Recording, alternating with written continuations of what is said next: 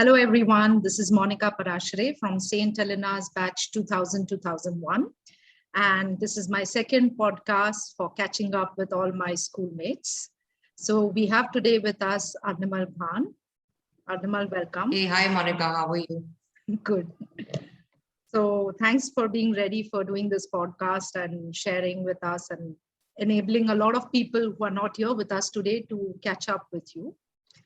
So let's start to try to have a journey from the very beginning where it all started for us. So how do you remember yourself in school? What was the experience of school for you? Okay, so school, wow, it seems like forever. Huh? I remember myself as a very competitive sort of a child when I was in school, and I don't know whether it was to do with the amount of significance that was attached to education and excelling at school per se in my family, which caused that spirit of competition, or it was something that was inbuilt.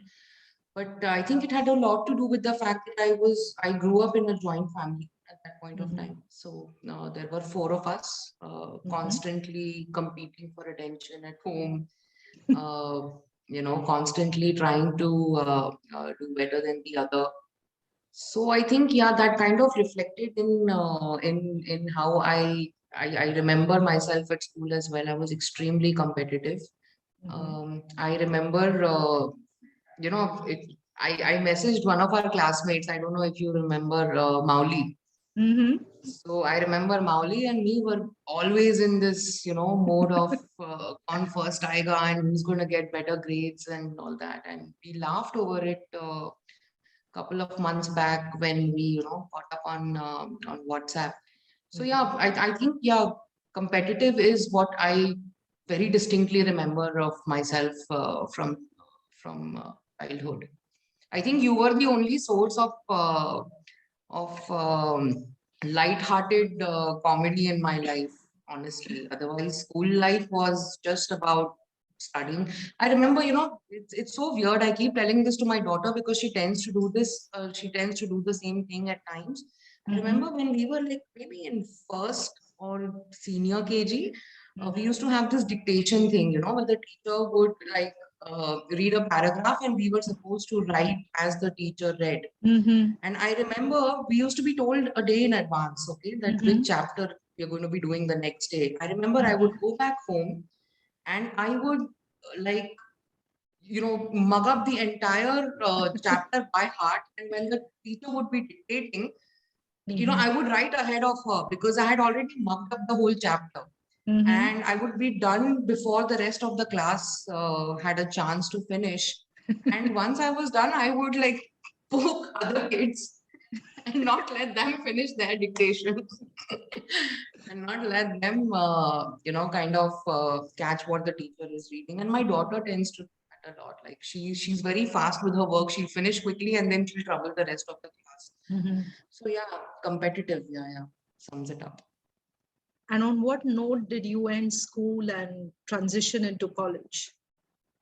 So school for me was split into two, as you would remember probably. I left St. Helena's in once we had finished 8th grade, and I moved to the other school in Baroda. Both the schools were very different in the experience that I had at both these schools. St. Helena's was a very closed sort of an environment, and I don't remember too much of extracurricular activities, to be honest. And most of the extracurricular activities were just for the sake of it. In terms of shaping up of personality, I think that happened when I moved to the school in Baroda. There, the exposure that I got to extracurriculars was definitely much more. Also, academically, I think that school was better because surprisingly, by the time I was in 9th grade, I had become a lot less competitive than what I was while at Helena's. So, I can't hear you very well. If you can talk a little bit louder. Are you able to hear me clearly now? Yeah. Better. So I was saying that the second school that I went to, which is Mhm. in ninth grade, I think that helped shaping me up as a human being, as an individual, much more than what Helena's did. The transition from school to college also happened in a very weird way, because once I was in 12th, I had joined junior college in Bombay, in Maharashtra. You Mhm. join college as soon as you're done with your 10th grade. So transition to college was again completely different personality emerged. In college, I was much more carefree, Mhm. much more fun loving, and yeah, I would say that college life Mhm. was very different from the protected environment that we had in school. And Mhm. yeah, I think it both the experiences were completely different for me, and the transition was a little tough to deal with at that time And what for affected the me. choice of the college that you took, as in the field rather, the domain that you selected? Because from college life, our graduation, it leads to our graduation. So it's either we select our field at that time. So Yeah. what influenced your decision? So I think call it immaturity or whatever, but I think my decision was influenced purely by rebellion, because everybody else in my family was an engineer. I didn't want to be one. I was bad at mathematics, and it's something I didn't want to do. And I think commerce was the only option that I knew of at that point of Mhm. time. And unfortunately, the way humanities or arts are taught while Mhm. you're at school, it really doesn't generate an interest. And most Mhm. people end up choosing arts only because they didn't get good grades, Mhm. right? Unfortunately, that interest in humanities or arts as a stream was not generated at the right time. Otherwise, ideally, that is what I would have preferred to do. Maybe political science or literature or something like that. But yeah, I mean, basically, then engineer nahi banna hai, so the next option is commerce le lo, right? So that's how I landed up, signing up for commerce and then doing my graduation in BCom. Yeah. And how did you move on to the job? What was your first job experience, and what did you work in? So let me be very honest with you. In India, after you do a BCom, there are not too many job prospects waiting for you, right? So you have to follow it up by a professional course, which could be an MBA, or it could be a CA or a CFA. That's what a lot of people Mhm. generally tend to do after BCom, or they do MCom and then they go the PhD way and things like that. Immediately after BCom, obviously I was no different. I didn't find it very easy to find a job. In fact, I remember I interviewed with PepsiCo at that point of time, immediately after completing my BCom, and I didn't get through because I did not have Excel skills, you know, and which again brings out a very you know that's how it used to be at that point of time, right? Mhm. MS Office, nobody bothered to teach you MS Office while you were In graduating, college, yeah. which is so unfortunate. And here you are interviewing with an MNC and they expect you to know your, Excel skills like really well. Mhm. And it's laughable now, of course, but a simple spreadsheet and just doing Mhm. a sort and a what if analysis, I couldn't do it at that point of time. Mhm. So that never worked out. And then I decided, yeah, there's no point in wasting time. It's better to move on and go for a postgraduate degree to improve job prospects. By the time BCom came to an end, I had realized that CA is not the thing for me. Like, I'm not meant or cut out for that kind of Mhm. profession. So what did you take as a path? Yeah, so what I did is my parents were in the Middle East at that point of time. So they suggested that why don't you move to Dubai and finish your master's here. And there was a course by Manipal University which used to offer you the ability to, pursue your graduation. I mean, your post graduation degree, and you could also take up a work assignment. So Mhm. it was an evening class, and during the day you could take up a work assignment with any of the companies. So that is when I landed up in my first job. That is while pursuing this master's program from Manipal University in Dubai. And at that time, I started working as an intern with an IT company in their HR department. So that was the first job, so to say, and they paid. Unlike India, where interns don't get paid, the Dubai internship was a So it's paid internship. interesting. What was your experience as an intern, especially in HR? As an intern, uh, you know, uh, there's a problem with Bombay University, I would say, okay, with Mumbai University. Because a Delhi University commerce graduate is much more hands-on and much more career-ready than a Bombay University commerce graduate. And I realized that while interning in Dubai, that there were a lot of things which I was learning on the job. And Like? there were, despite all the subjects that we had studied in while doing our BCom, human resources was also a part of the course curriculum.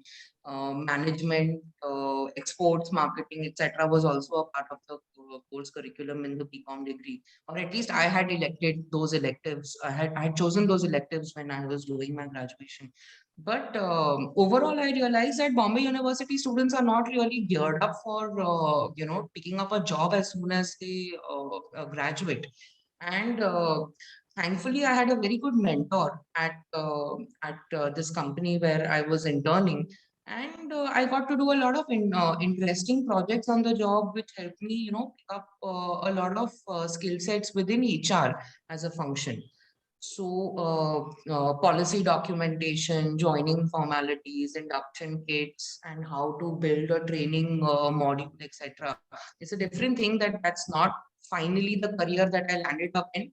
But I think what I picked up over there did finally take me to where, I landed up next. So what was it? Were you really convinced that what you were doing during the internship had value? I was convinced it had value. I was convinced it had value. See, the thing about me is that I believe that everything that you encounter in life, okay, even if it's like slipping on a banana peel while walking on the road.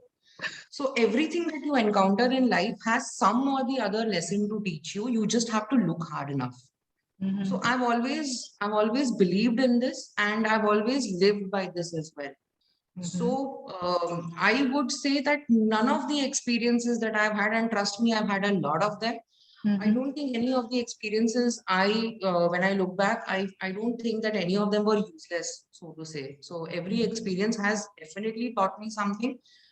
I think the only thing that sets me apart from a lot of other people is that a lot of other people probably don't spend so much time um, poring over the details of, oh, this is what happened today, and this is what I probably picked up from it or I learned from it. So they end up thinking that their experiences are useless, or there's nothing to learn from that particular experience. It was a waste of time. I don't subscribe to that theory. So yeah, that internship was pretty useful. For starters, it taught me how to work in a bloody organization. Before that, college life doesn't prepare you for that. Totally. It is something that you learn on the job, and you understand that organizations function very differently, and relationships and friendships and associations that you build in organizations are very different from the friendships or the associations or the relationships that you build when you're still a student. So I think professionalism is something that definitely, I mean, it was my first experience of that. And then what did you choose to grow into after that? What direction did you give your professional life, and why? So after that, the direction that I decided to grow into was marriage, and it was a very bad one. I mean, obviously, that I've had a failed marriage before this, and that marriage is what took me away from Dubai and made me come back to India. I relocated back to India because we decided to, after a very short period of dating, we decided to get married and be based out of here. And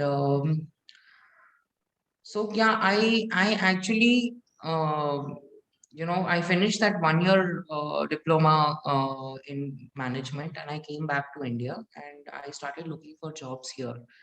I found a couple of jobs within HR, but over a period of time, I realized that HR probably is not my long-term, goal. And I thought that it's now time to get into a full-time management course. And that's when I signed up for my master's in India in a full-time course in Gurgaon, and I landed up studying again. So after 1 year of my diploma and while doing this 2 years of work experience, I enrolled for a management course again, and this time it was a full-time course, a residential full-time program. And those 2 years finally helped me figure out that marketing is my strength, and product management and brand management is what I'm good at. And that's what I decided to pursue. So after 2 years of my graduation, I joined an education startup. It was an education-based startup in Gurgaon. And there initially I was working as like every marketing guy. I was started as a sales trainee, and yeah, grew from there. And that's very courageous actually, to go back to studying after starting to work, because many people will just try to hold on to a job and create a career which doesn't exist, like create a path or chain of jobs just to get through it.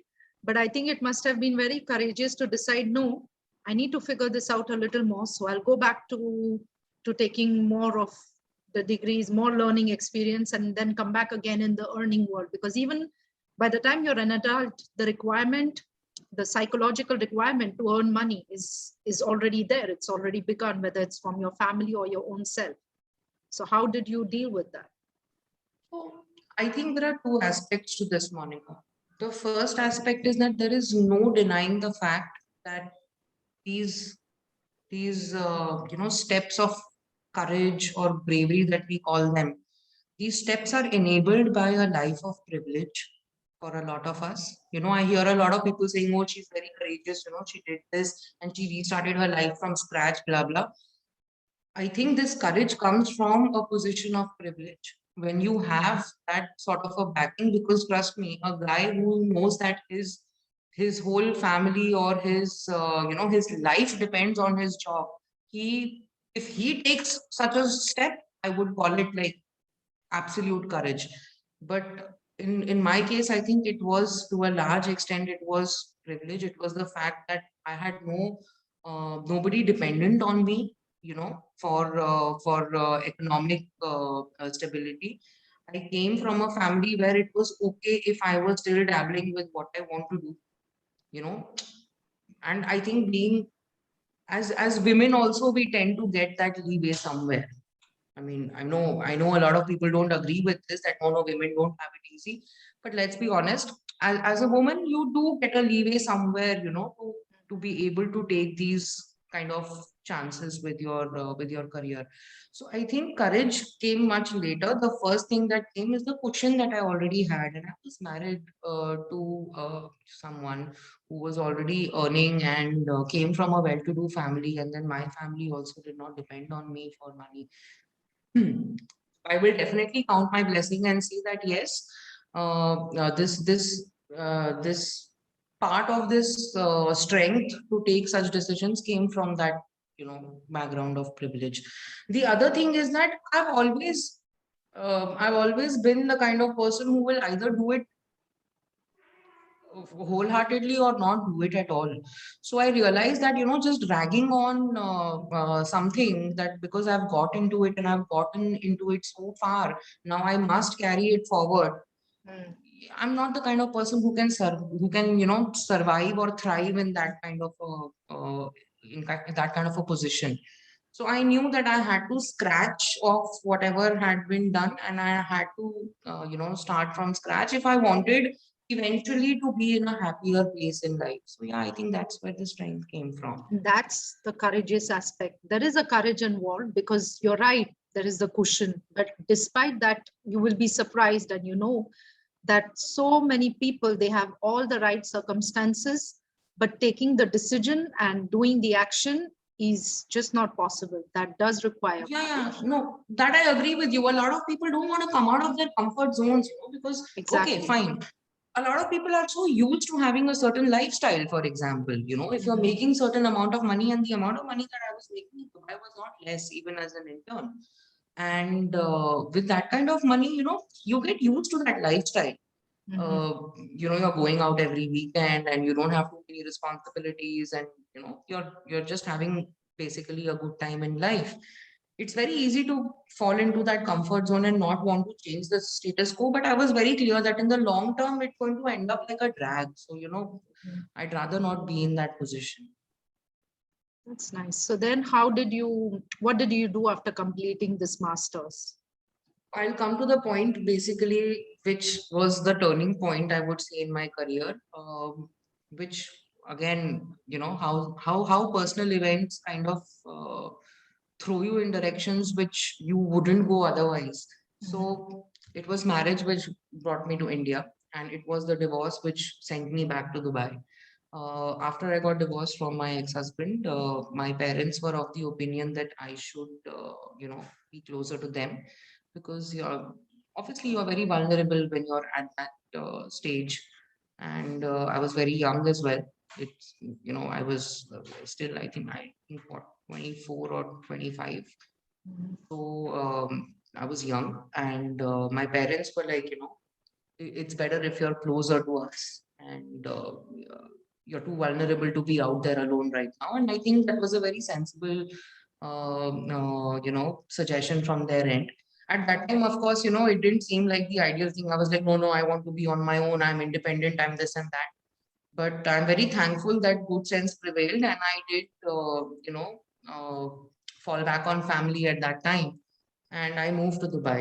Now in Dubai, I started looking for a job. I applied to a lot of places, and so there were. I always like to give this example, okay, because it sort of denotes the turning point.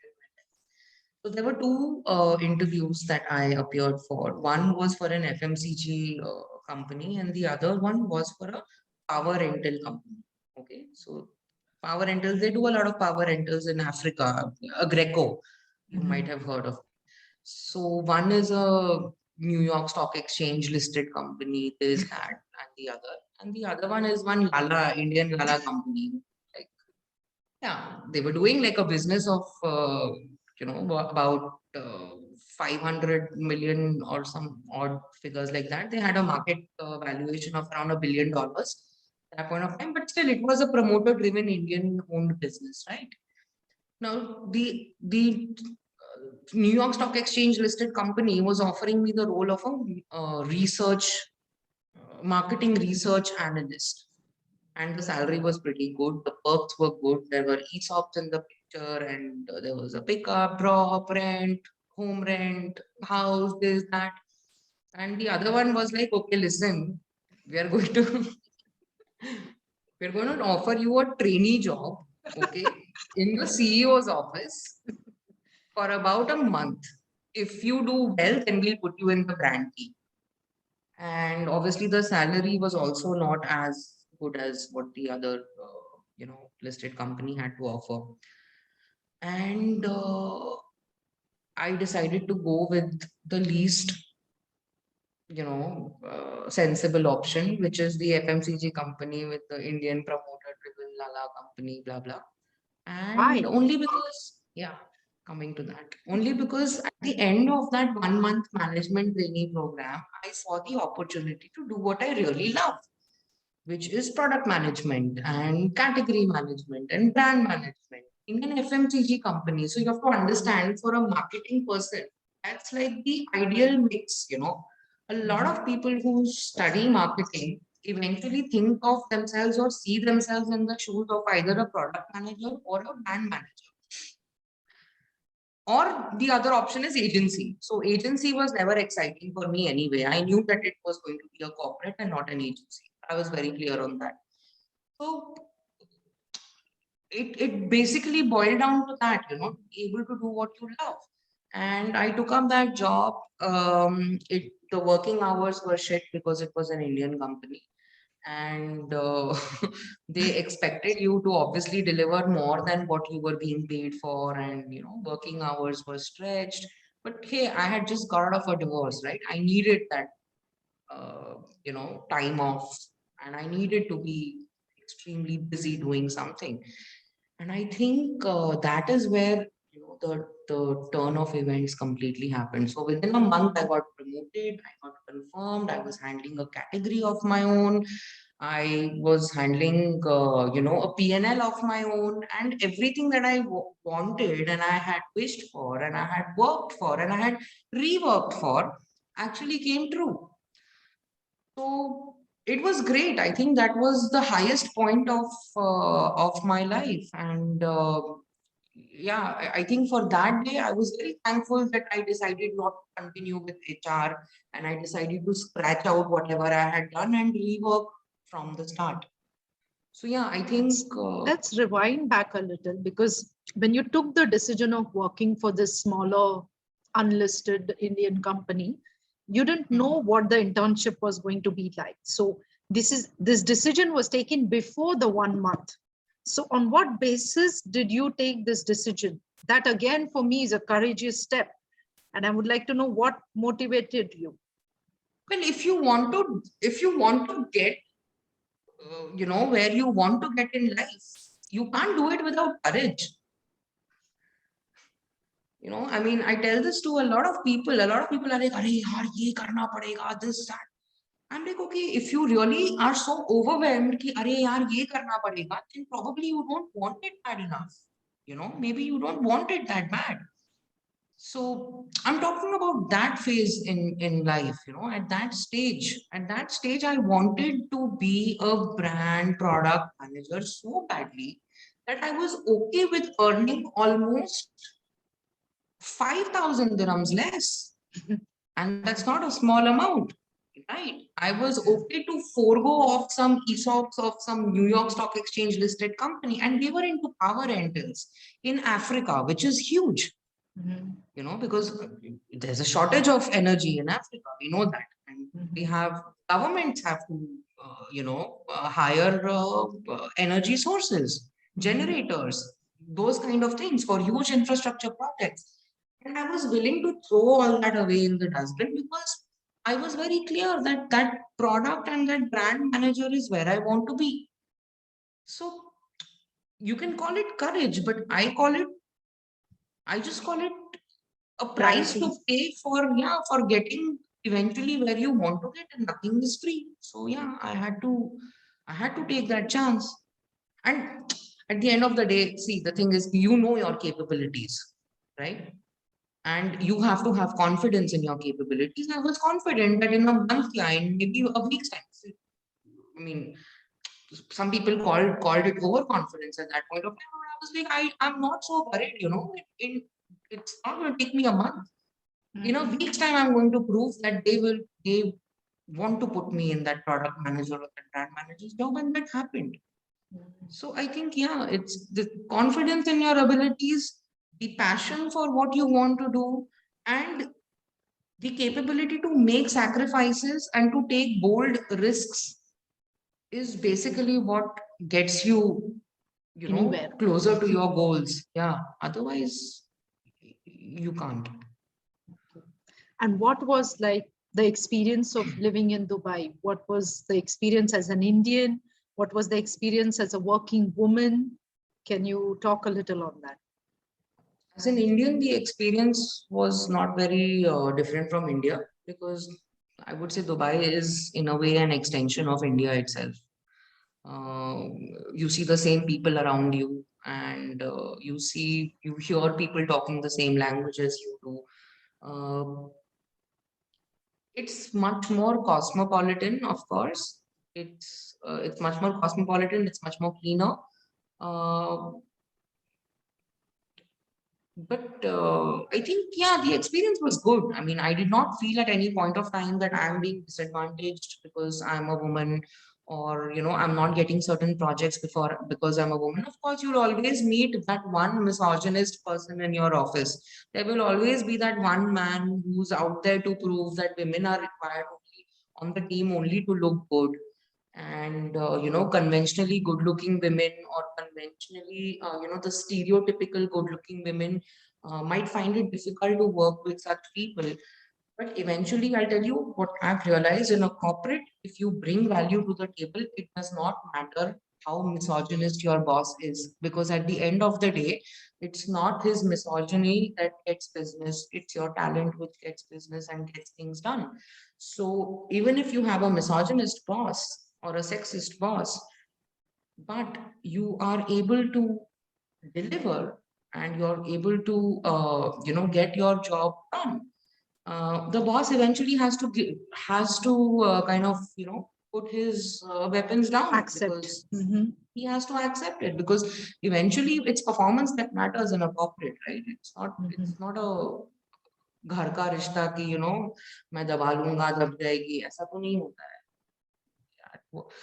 And plus, I think women in general have to learn how to be strong. Like, a lot of women tend to get all mushy and get all teary-eyed when someone says something to them at the workplace. And I think women need to man up a little bit, and yeah, deal with the crap the way it should be dealt with, which is strongly, and not, get to, uh, get too carried away by a little bit of what they call office banter. Mm-hmm. Don't take it too seriously. Okay. So then coming back, so now you were finally the brand manager and everything that you wanted to be. So how did that go? What did that grow into? And where Okay, did so that that grew into a wonderful opportunity because I got to travel for my work. So even though this was an Indian company, but the business that I was a part of was mainly international markets. So I got to interact with a lot of teams. I got to work very closely with a lot of teams across the world. Um, I would say we were doing business in about 203 odd countries globally.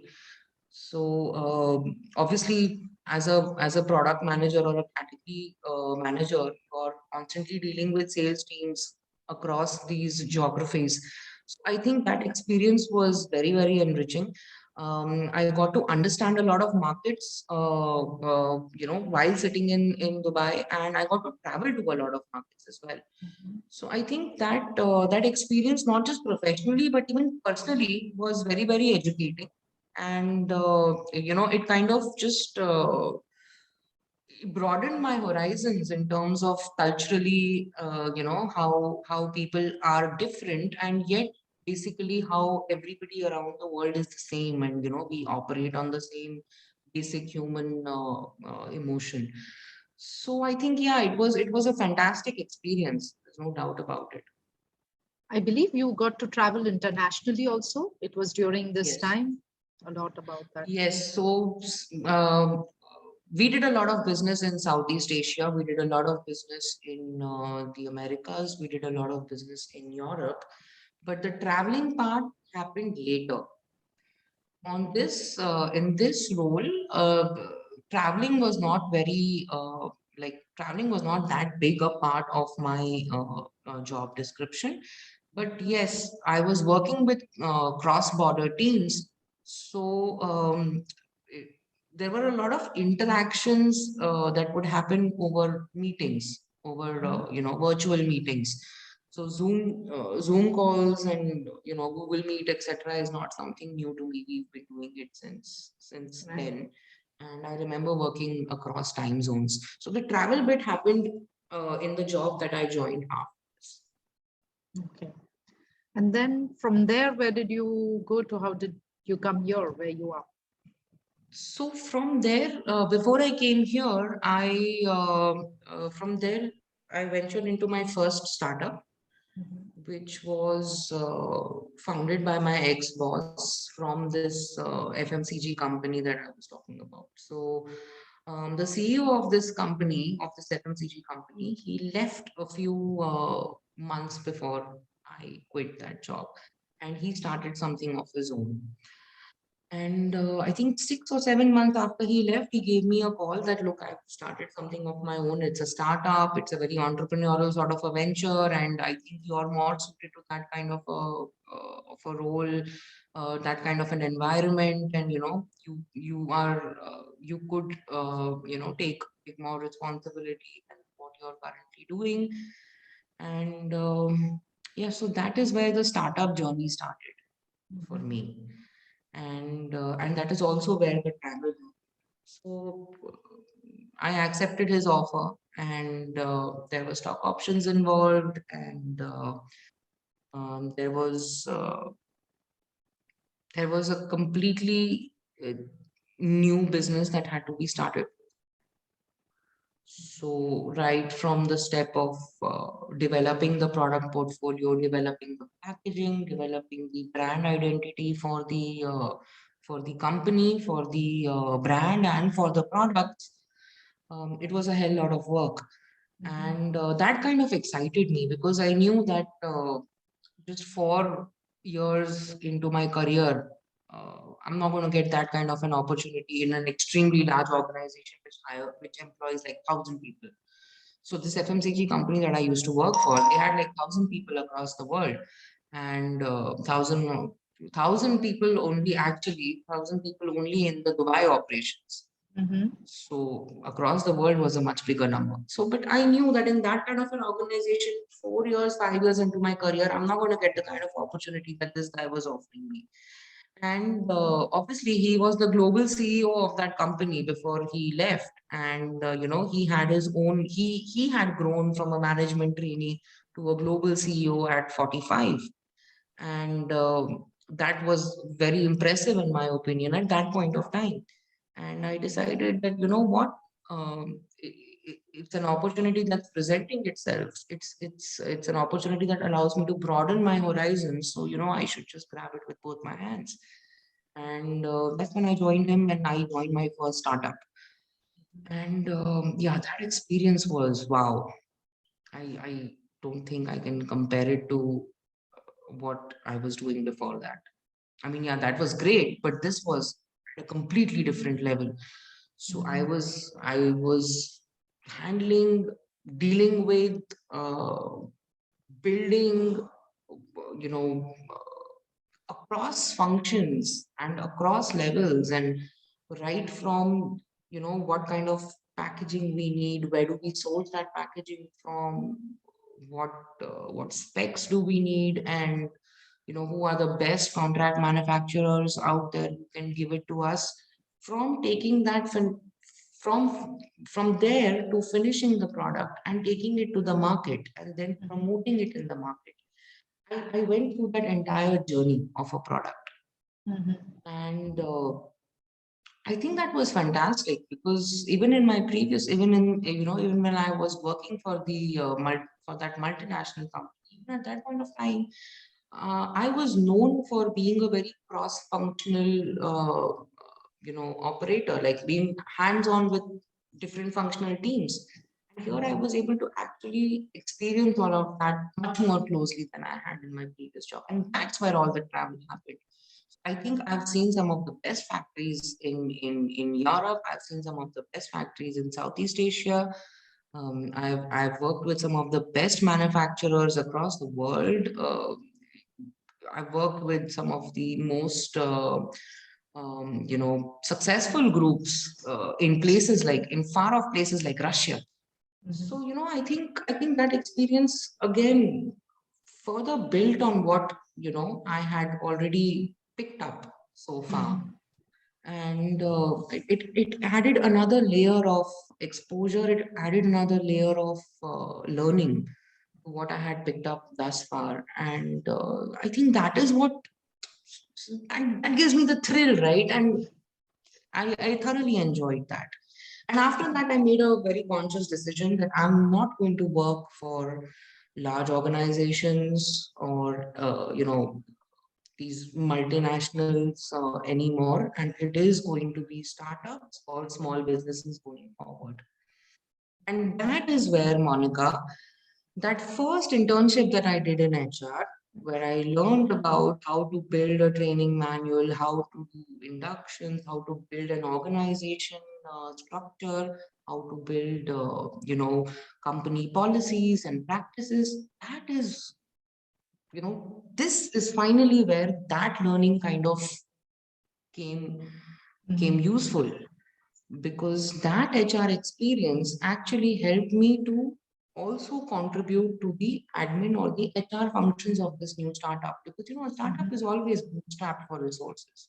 You're always short of people, and yeah, that's why I say that no, even falling on a peel of banana is not a useless experience.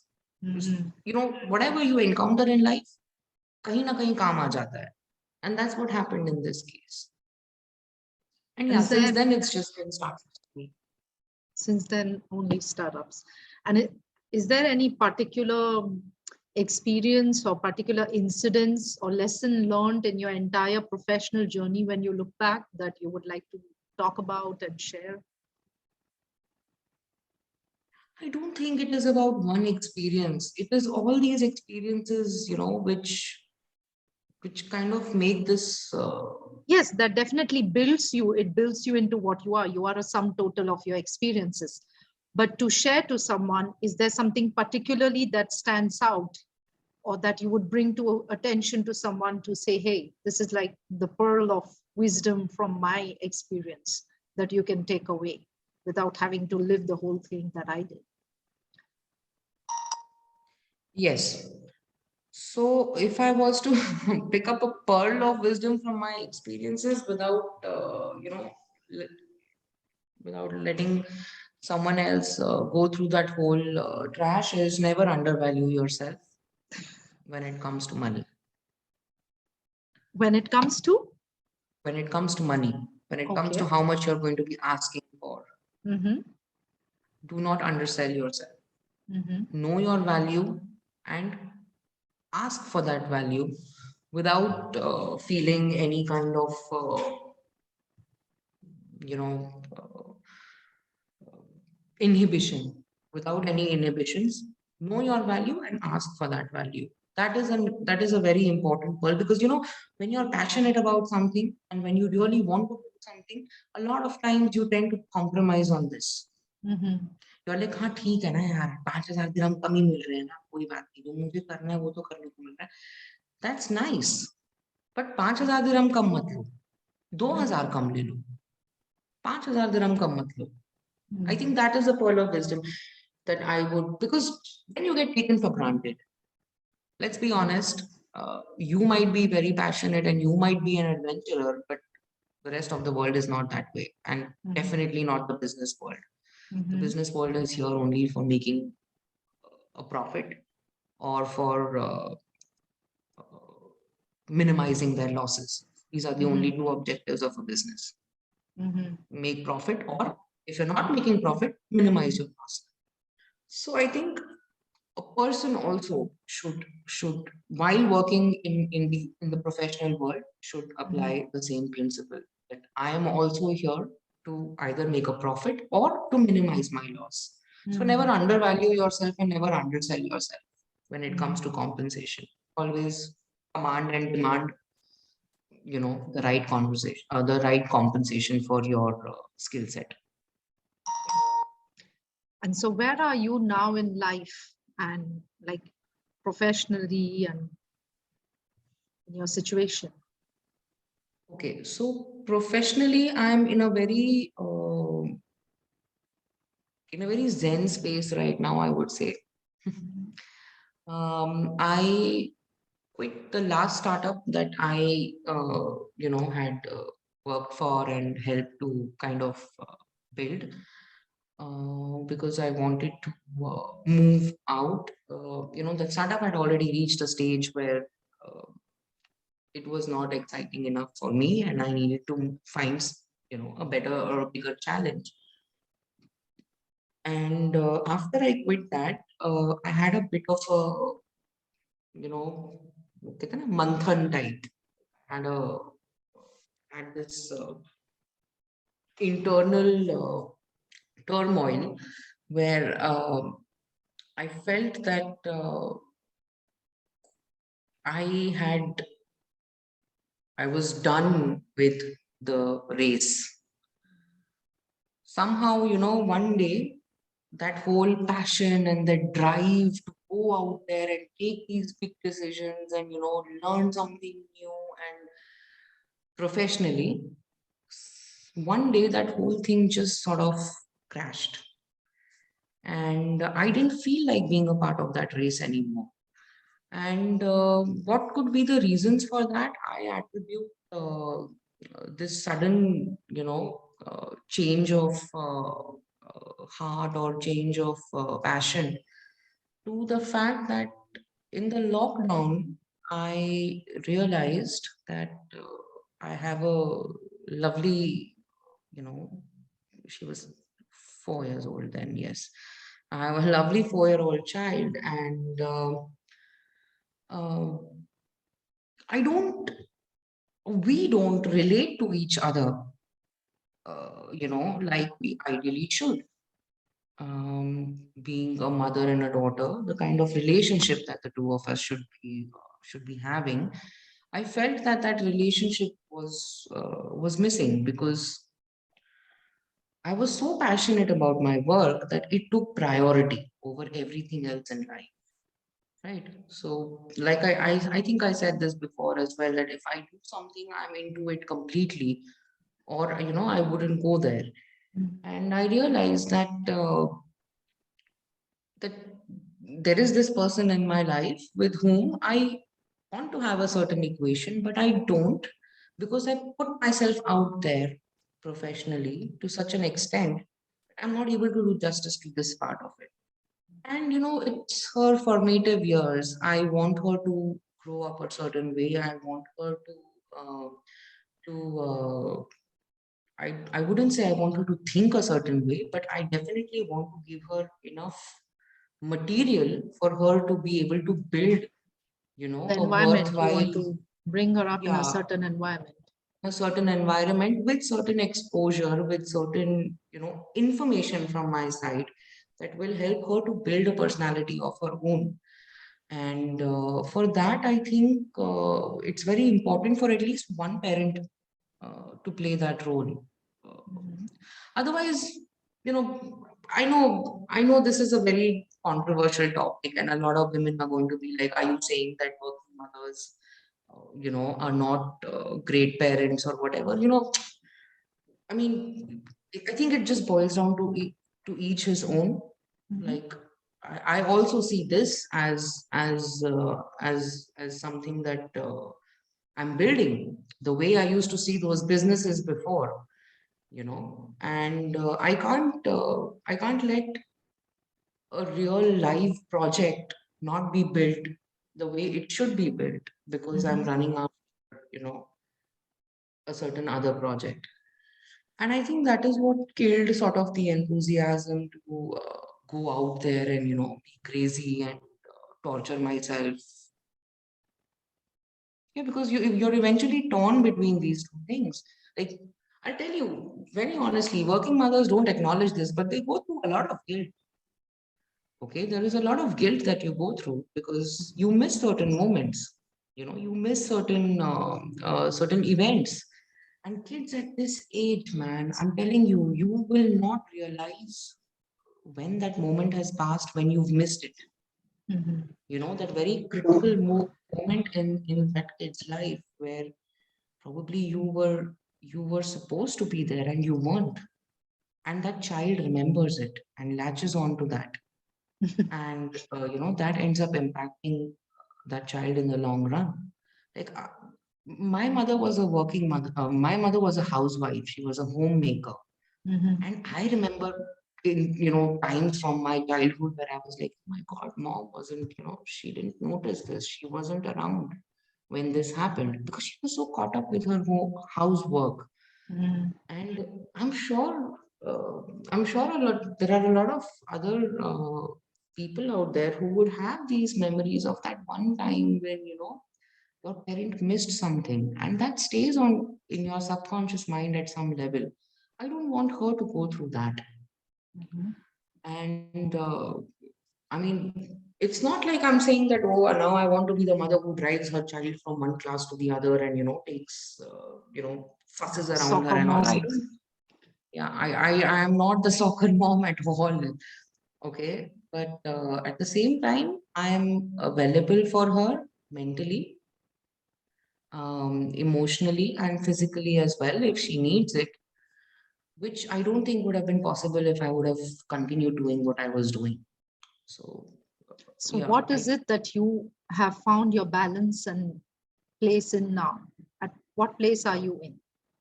so now what I have done is a couple of my friends, they already had an existing business.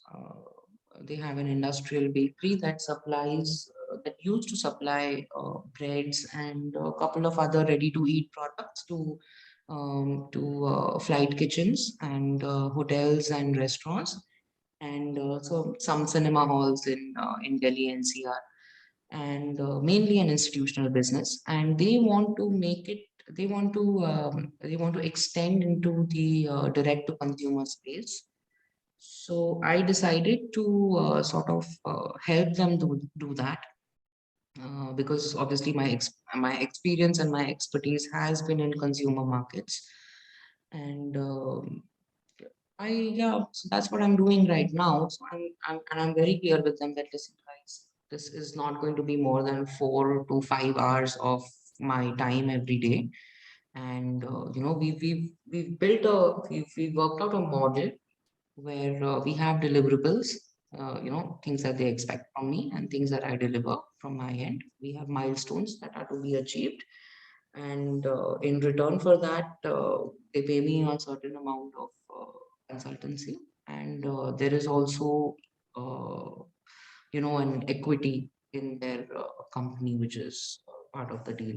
So I think I found my balance there, because those 4 to 5 hours are easy for me to dedicate, because obviously my daughter also has school, and I'm also training her to, be independent, not be dependent constantly on having someone around her for entertainment purposes. So there's a lot of independent activities which I encourage her to take up. So, that kind of builds her attention and her focus also, without getting distracted that, array, I'm getting bored, there's no play with. So those 4 to 5 hours window is what I get every day, and it is in that window I built this business, this brand for my friends, and we found a professional arrangement to make it work. So that kind of keeps me in touch with the market that I love absolutely, Mhm. and without taking that much of time or mental share. Because when you're out there in a startup and you're driving it, even if you're sometimes physically present with your family, you're mentally or emotionally not available, Mhm. because Yeah. that building a business from scratch, or in the initial phases, takes a lot of your time, your energy, your mental space, your emotional space. You're The working in a life very charged energies. up, yeah, your life energies, because you're working in a very charged up sort of environment. ये भी करना Mhm. है, वो भी करना है, अरे time नहीं है. So uh, so that's why I said professionally, I'm in a place of zen right now, where I'm not taking that kind of load. So from what I see is that you have an expertise of so many years of international working, which now you are using out and handing out to startups. So I would say that you're more leaning more towards consulting your experience, your expertise, basically. Yes, there are certain areas at which, yeah, you're right. And there are certain areas at which I've now built that expertise. I've built those relationships because I've, given a good. I know it sounds weird when I say this, but 11 12 years is not a very long career. Mhm. But for some reason, I think my 11, 12 years went in such fast forward mode Mm. that it seems like forever. And yeah, I've built a lot of relationships, which, normally people would have built over a period of 20, 25 years of being in the Mhm. industry. But thankfully for the choices that I made, Mhm. early on, I built a lot of relationships, which, yeah, I could kind of bring to the table for a lot of brands who want to go there. And I let me say this again, small brands, startups and Mhm. small brands. Okay. And so if you have to say three golden rules or that one should know about the world, the market world, whatever has been your experience, what would you say are the three things that we people who are not from that domain, for us it could serve as something to know? Okay. There's no marketing without sales. Mhm. Okay. A lot of marketing people are like, "Arey, sales kaun karega yaar? Main seedha marketing karunga." Bullshit.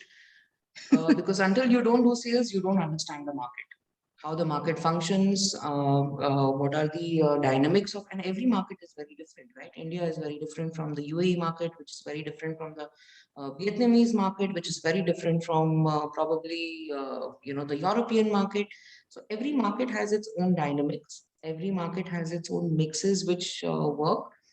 So if you think that you're going to be doing marketing without ever having touch sales as a function, you're wrong. The best marketing managers are the ones who first grow from the sales Mhm. background and then move into marketing. So there's no marketing until you've done sales at some point of time. Mhm. That is definitely one thing. The second thing that I would say is that a lot of fundas that Mhm. we pick up in these lectures and these seminars, etc., are bogus. Okay, the actual fundas of marketing and the actual fundas of what works best with the consumer, you can understand only after you have gone to the market and spoken to a couple of retailers or people from the trade. So if you really want insight into how people buy, go and talk, do a market visit, talk to the retailer, talk to your ground salesman, and you will know what marketing campaign to make. If you're going to make your marketing campaign based on some bullshit seminar that you watched on YouTube, it's not going to work. It never does. And the third thing that I would say is contracts, contracts, contracts in bold and cap. Do not do anything without a contract. Do not engage with an agency without a contract. Do not engage with a vendor without a contract. Do not engage with even with somebody whom you're trying to consult for without a contract. Okay, that's nice. And who are the people that you would like to connect with now in your life at this point of time? And who are the people who can connect with you? What what kind of people could connect with Anybody can connect with me. I'm not the kind of person who has this thing that, oh, तुमको ये बात करना है तो मेरे साथ connect. Um, yeah, anybody can connect with me if they want help with any domain, because I've worked across so many functions and you? built, so many functions from scratch. And if I'm not a subject matter expert, I will guide you to the right expert who can help you out. But yeah, any function specifically to do with export marketing, specifically to do with international markets, specifically to do with retail in India, e-commerce in India, yeah, connect with me. Or if you're looking at, branding your, marketing your brand on social media or digital platforms, yeah, these are you can connect with That's me. nice. And is there And who any do I want personal? to connect with? Yes. When you're in that professionally zen space, Nobody. You really don't want to connect with anyone. Okay, that's nice. And is there any personal project that you hold dear, or something that you are wanting to work on, or you're already working on, that you would like to talk about?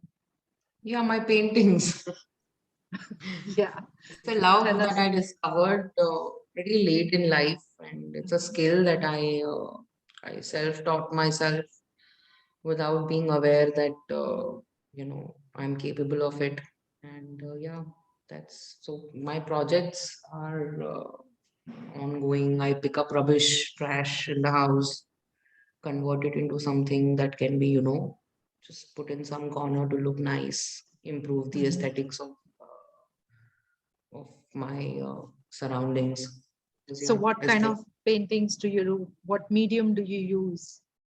Okay, so I've I've dabbled with all kinds of mediums, but the medium that I like the best is acrylic. Is? Acrylic paints. Mm-hmm. I think Mm-hmm. those are the best. I actually also liked pastels, but somehow the acrylic I think gives you better fluidity. I would say Mm-hmm. it's you can uh, you can do a lot in free strokes. Even if you're mixing up different techniques of uh, painting. I think acrylic gives you that flexibility. So So you're into acrylic painting what on what material? On on artifacts or glass, on paper? on wood, on paper, I've not explored much, but I'm planning to explore canvas now.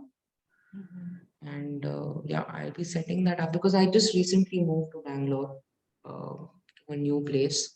And I'm still in the process of setting up the house, but I have a spot in mind which is going to be my art corner, so to say. It's a nice spot by the window, a nice bright sunny spot by the window. And yeah, I plan to start exploring canvas now, but a lot of work I've done already on Mhm. bottles and like trash, which one would normally throw away, but I don't throw. That's nice. Maybe you can share with us a page, which I've been asking for a long time, where we can see your work, because I know that it's lovely. Yeah, I have my picture somewhere in a drive. I just need to organize that. Yeah. So it was nice to know.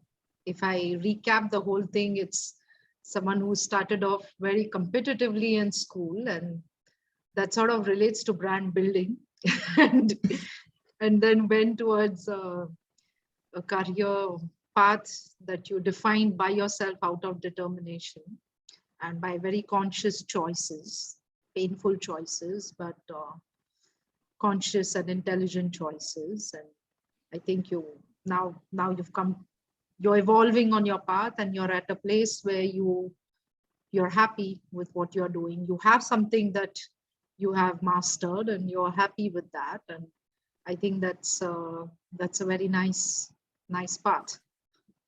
Thanks. It's a nice path. But you So never know. 2 years down the line, you'll talk to me again and I would be somewhere else. Yeah. yes, that actually would be a good thing, because that's what most of the courageous Geminis do. So I'm sure that you'll be having something up, new project coming up. So before we close, is there anything else that you would like to share or talk on, or pretty much? Oh, I think, yeah, that's done what? Almost an hour, 15 minutes. Enough talk. Please edit so much gyan. I think people would love to hear everything. So as I close all my podcasts with my experience with the people, so I would say that I remembered you, Arnamal, as we met in fourth standard. And I won't be ashamed to say at this age, many people at this age don't want to use the word best friend, but you are my best friend. And I would say that you were an extremely compassionate person, because I remember that you were actually in one of the class toppers and I was not at all. And you were friends with me despite that. And I remember that you were constantly like, you always used to see the good in me and something in me, whereas everybody would think I'm quite useless, especially like my family, because I wouldn't study much. So I saw that you were actually quite compassionate, and from the very beginning, your values, contrary to what you say that you were competitive, I see that from the very beginning, at least from what I saw you interact with people, your values were never really related to that.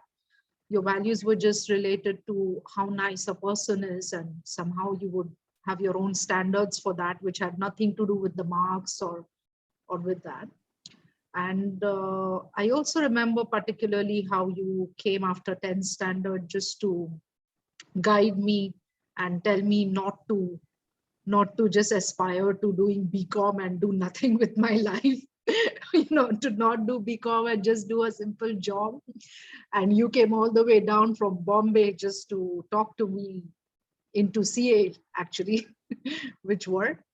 So I'm very touched with that kind of thing. So there was always this maturity in you when it came to others, apparently, that you saw very clearly what advice to give people and what to direct them. And I used to receive quite timely advice from you. So from what I see, is just someone who had a lot more experience than me, because I was in Pune, I didn't travel much, I didn't move around much. I was not in a happening place like Bombay. So compared to my life, it was someone who had way more exposure, I would say, to a lot of things. And you would always share that quite generously, you know. So you had that compassion in you, and I remember you as being that. And just someone who's extremely intelligent, extremely smart. And I know that whatever you decide and put your mind to, you're good. You're good in poetry, you're good in painting, you're good in marketing, you're good in anything that you would decide to do. And I feel like you can sell anything in this world. you can you can create combo offers, you can sell anything for any product or experience. So that kind of wit that is there is If I could definitely. sell those third class razors, I mean, definitely I can sell anything. So yeah, I would just say over and above that, it was great that through the school I really got a lifelong friend, and I'm really grateful for that, and I wish nothing but the best for you. Thank you so much, Monica. Thank you so much for saying those very nice and kind words. And yeah, I'd like to say the same about you. Okay, so we can probably end the podcast on that note. Sure. Yeah. Thank you. All Thank right. you once Thank you so again. much, Monica, for doing this. And it's a great initiative, let me tell you. And I would also like to give a message to all the people whom Monica has been harassing, that please come and do this podcast. Listen, please do this. I mean, trust me. I was telling this to Monica, and I'm going to tell this to all of you as well. At no point of time, please do not tell yourself that I don't have anything to talk about. Because trust me, each one of you has a lot to talk about, and each one of us has a lot to learn from what you have to talk about. You might not know it, but there is a lesson in each one of your experiences. And it doesn't matter if that experience is of picking up a phone and working in a call center, or if that experience is of just bringing up like a couple of kids, because I know that is also a lot of work, and there's a lot of learning that happens there as well. So please, I would encourage all of you to gather that courage and that confidence and speak up about your experiences, and reach out to people who are a part of your journey at school, because that's the oldest relationship that all of us have. So yeah, I mean, I hope that more and more people come out and do this. Take out some time. It could be late at night. Monica is very flexible. It could be late at night, it could be early morning, but yeah, do take out time and please do share your experiences. This is a great initiative to to kind of share what you've been through with the rest of the world. So yeah, please do come forward. Thank you. Thank you so much, Arnaman. See you very Thanks, soon. Monica. See you. Bye.